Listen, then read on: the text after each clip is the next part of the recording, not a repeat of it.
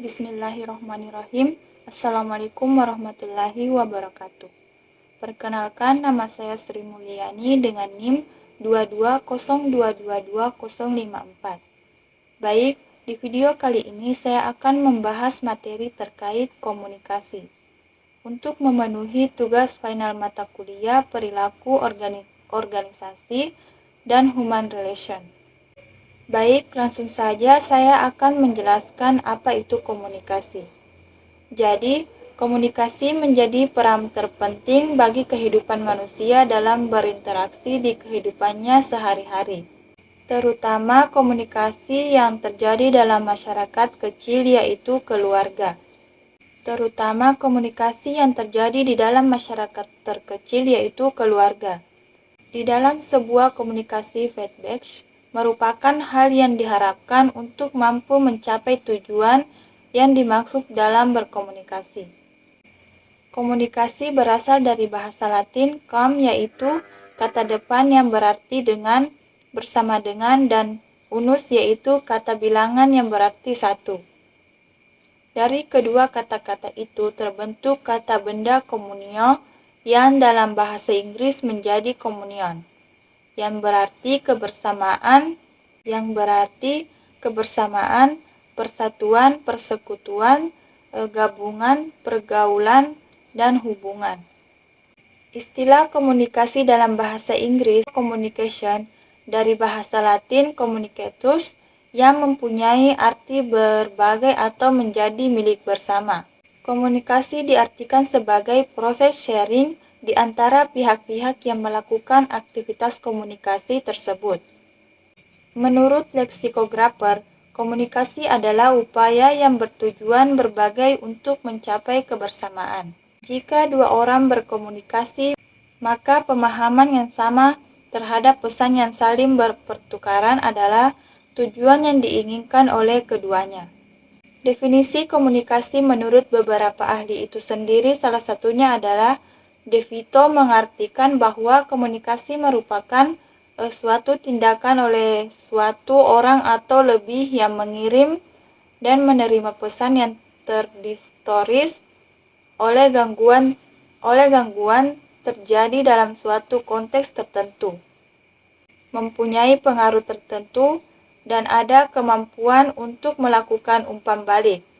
Sedangkan menurut Hafland, James, dan Kelly, komunikasi adalah suatu proses melalui mana seseorang atau komunikator atau menyampaikan stimulasi atau biasanya dalam bentuk kata-kata dengan tujuan untuk membentuk perilaku orang-orang lainnya atau khalayak.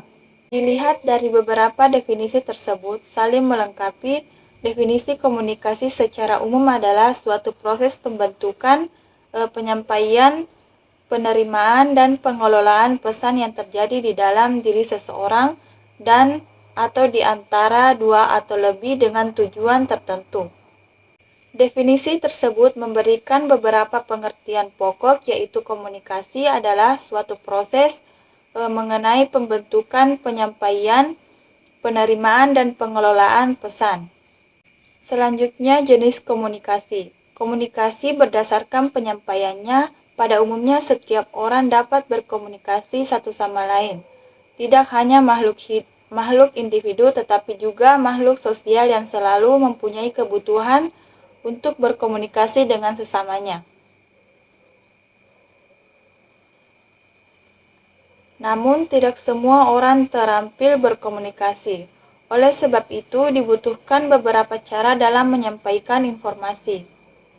Berdasarkan cara menyampaikan informasi dapat dibedakan menjadi komunikasi verbal dan non-verbal.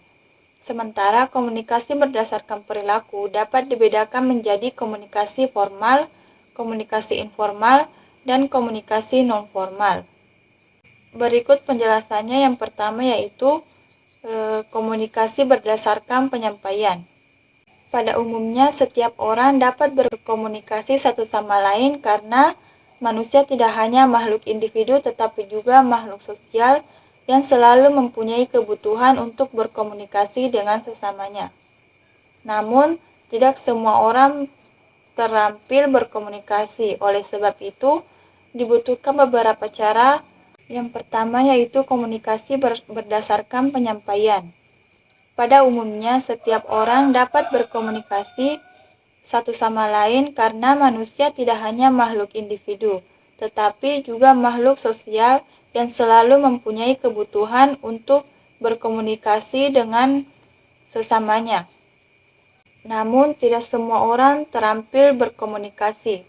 Oleh sebab itu, dibutuhkan beberapa cara informasi berdasarkan cara penyampaian informasi dapat dibedakan menjadi dua, yaitu yang pertama komunikasi verbal atau lisan. Terjadi secara langsung serta tidak dibatasi oleh jarak, di mana kedua belah pihak dapat bertatapan muka. Contohnya, dialog dua orang yang terjadi secara tidak langsung akibat dibatasi oleh jarak. Contohnya komunikasi lewat telepon. Yang kedua yaitu komunikasi nonverbal atau tertulis. Naskah yang biasanya digunakan untuk menyampaikan kabar yang bersifat kompleks, gambar dan foto akibat tidak bisa dilukiskan dengan kata-kata atau kalimat.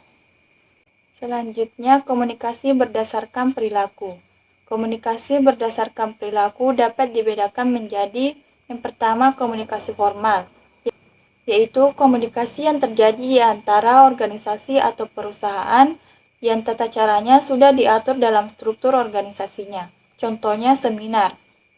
Yang kedua, komunikasi informal, yaitu komunikasi yang terjadi pada sebuah organisasi atau perusahaan yang tidak ditentukan dalam struktur organisasi serta tidak mendapatkan kesaksian resmi yang mungkin tidak berpengaruh kepada kepentingan organisasi atau perusahaan. Contohnya kabar burung, desas-desus, dan sebagainya. Dan yang ketiga yaitu komunikasi nonformal, yaitu komunikasi yang terjadi antara komunikasi yang bersifat formal dan informal, yaitu komunikasi yang berhubungan dengan pelaksanaan tugas pekerjaan organisasi atau perusahaan dengan kegiatan yang bersifat pribadi anggota organisasi atau perusahaan tersebut. Contohnya rapat mengenai ulang tahun perusahaan. Selanjutnya yaitu komunikasi berdasarkan kelangsungannya. Berdasarkan kelangsungannya, komunikasi dapat dibedakan menjadi komunikasi langsung, yaitu proses komunikasi dilakukan secara langsung tanpa bantuan perantara orang ketiga ataupun media komunikasi yang ada dan tidak dibatasi oleh adanya jarak. Selanjutnya, komunikasi tidak langsung, yaitu proses komunikasi dilaksanakan dengan bentuk pihak ketiga atau bantuan alat-alat media komunikasi. Baik, itulah tadi penjelasan materi terkait komunikasi. Mohon maaf jika ada salah kata. Saya akhiri dengan ucapan billahi fi sabilil haq, fastabiqul khairat. Assalamualaikum warahmatullahi wabarakatuh.